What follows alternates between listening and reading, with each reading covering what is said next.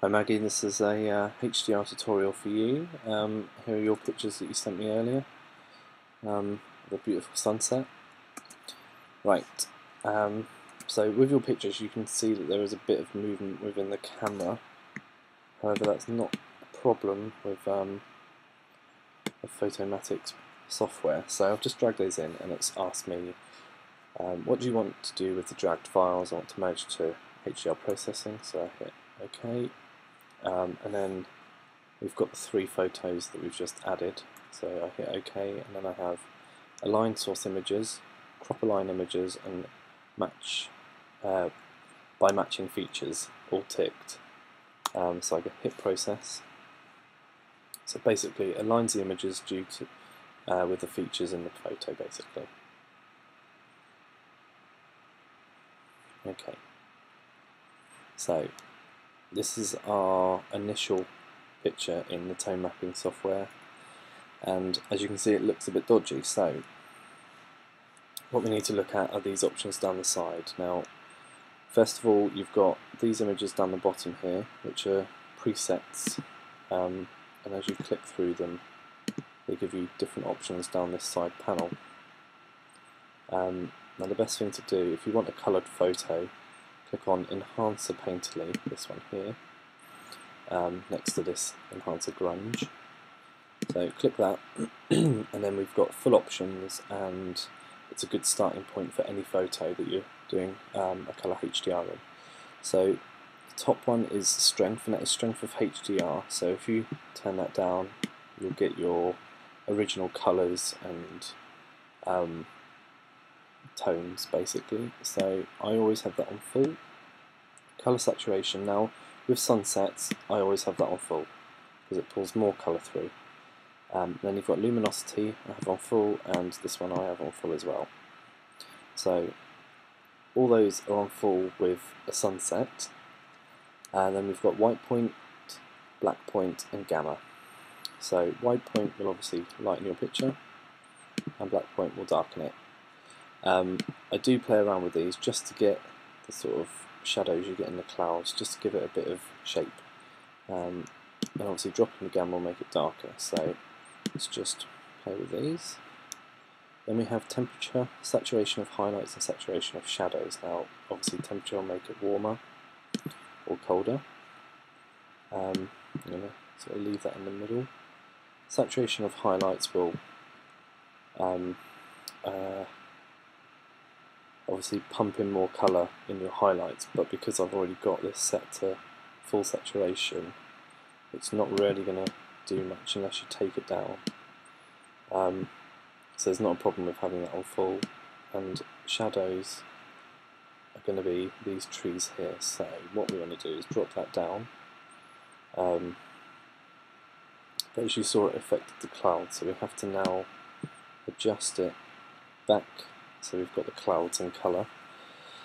Then our next options are micro smoothing, highlight smoothness, shadow smoothness, and shadows clipping. Now the micro smoothing will basically return your photo back to the original non-HDR as such, but with the full saturation of colour. Now what I tend to do is I don't have it set to 0 because you get a lot of grain and it looks a bit odd, so midway is good. Highlight smoothness will smooth the highlights of your photo, so pulling them back to the original form. Set that to 0 because I want it to be HDR. Shadow smoothness, in this case it's slightly darkened what would be a silhouette. So in a sunset I have that set to 100, and then I use the shadow clipping to return our what should be silhouetted trees back to black. Now as you can see up here, it did darken the clouds, so you have to be a little bit picky with how far you go with that, but once it's done, there we go. Just going to play around with the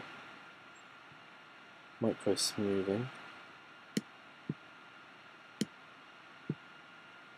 just to give it some more shape in the clouds. So that's that, hit process, and it's done.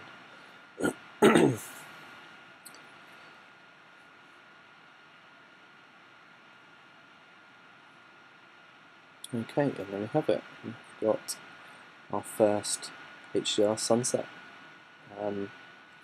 So once you get used to the options within the program, you'll be able to do stuff a lot quicker. I also want to show you quickly how helpful the program is when you've got something that is all black, as in this picture for instance. I'll show you.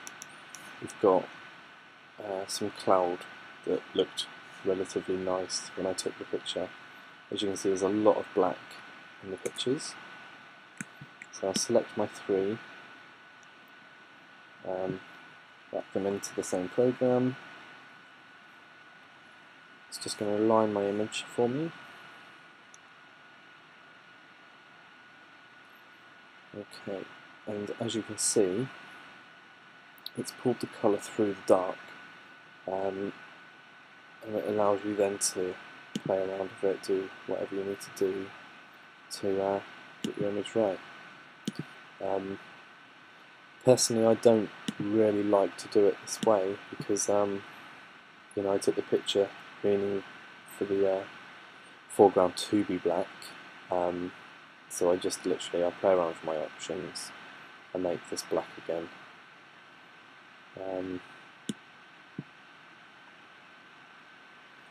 So, you know, but if you are after a picture where everything's in colour, then this is a good thing.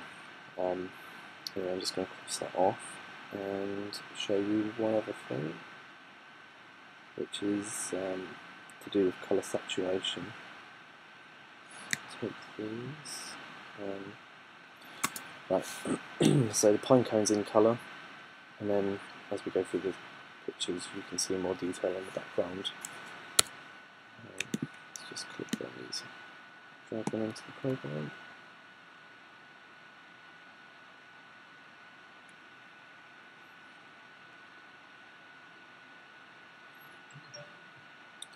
Okay, so I'll hit my enhancer painterly and put these on full. I'm going to up my black, drop my gamma, add a tiny bit more warmth, and I'm done.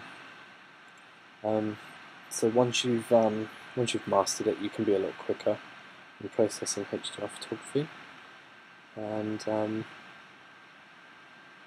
what's good about the program is that once you've done a picture, it saves those settings. So if you are doing a panorama, which I tend to do a lot of, here are my panorama pics from today, it means I haven't got to play around with the settings each time. I put one lot in, get it right for one photo, and then process it, save it, add my next three, and it's the same settings, so I just have to click process.